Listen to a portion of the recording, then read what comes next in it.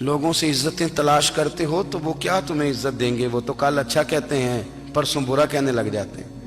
लोगों के सामने गुड बुक में आना चाहोगे तो वो तो सवेरे तुम्हारे बारे में कुछ कहेंगे, शाम कुछ और कहेंगे।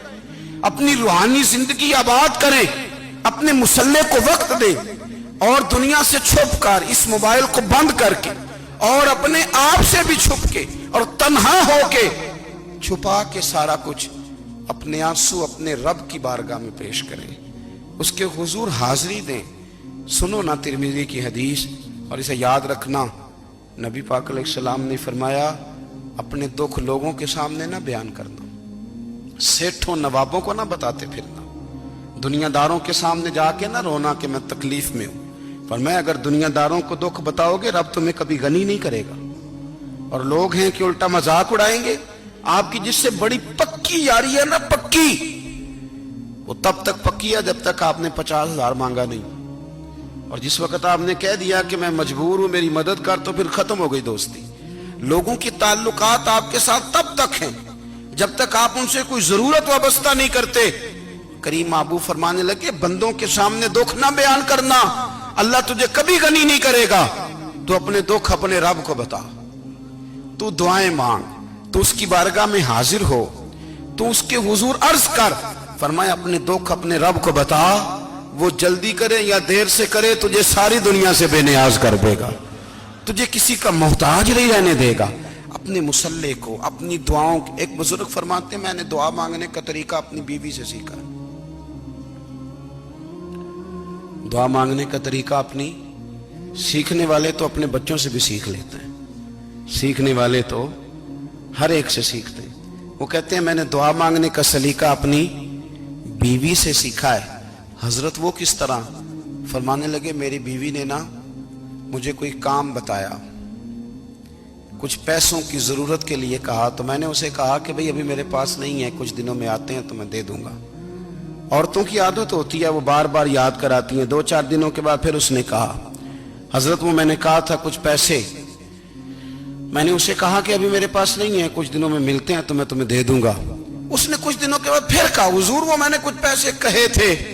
फरमाते मैंने डांट दिया, मैंने कहा कि क्या तू रोज मुझे शर्मिंदा करती है, कहा ना मेरे पास नहीं है, होंगे तो दे दूंगा, तू रोज याद कराती है।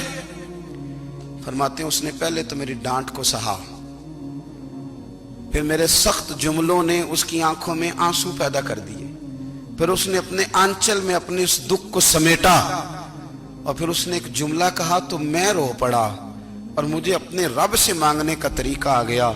मुझे कहने लगी, हजरत जी आपने डांट दिया, मैंने सह लिया, पर आप ही मेरे शौहर हैं, बताएं ना, आपसे न कहूं तो मैं किससे जाके कहूं।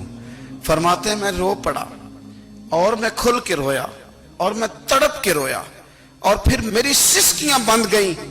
तो मुझे कहने लगी, आपको क्या हुआ?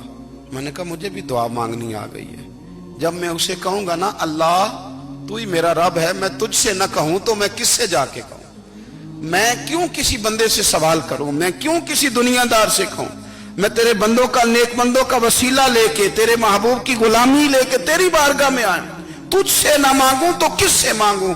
समझ आ गई है, जब मैं इस रंग में मांगूंगा तो फिर रब मेरे ऊपर बड़ा ही फजल फरमाएगा, वो मेरे ऊपर बड़ी रहमत करेगा, वो मेरे लिए आसानियां करेगा। अजीज दोस्तों, हम इस तरह करने लग गए हैं कि हमने ना अपने ताल्लुकात पर एतमाद करना शुरू कर दिया है।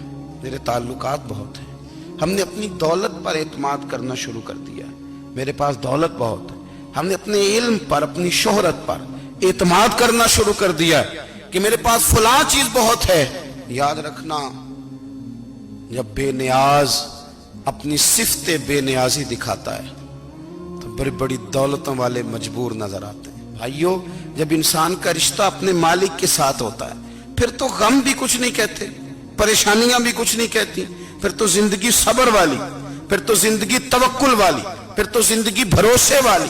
फिर इंसान अपने आप को रुसवा नहीं करता, दुनियादारों से उम्मीदें उसकी खत्म हो जाती, उम्मीदें अल्लाह रसूल से लगा लेता है, मजबूत हो जाता है, मजबूत, ताकतवर हो जाता है, खुददार हो जाता है, बावकार बाइज्जत हो जाता है। हजरत बहलोल दाना रहमतुल्लाह अलैह बैठे थे तो हारून रशीद हज करके आ रहा था। تو رستے میں حضرت شیخ سے ملاقات ہو گئی تو السلام علیکم کے بعد کہنے لگا حضور کوئی حکم ہو تو بتائیے گا. تو حضرت بہلول دنا فرمانے لگے تیرا رب کون ہے؟ اس نے کہا اللہ. تو فرمایا میرا کون ہے؟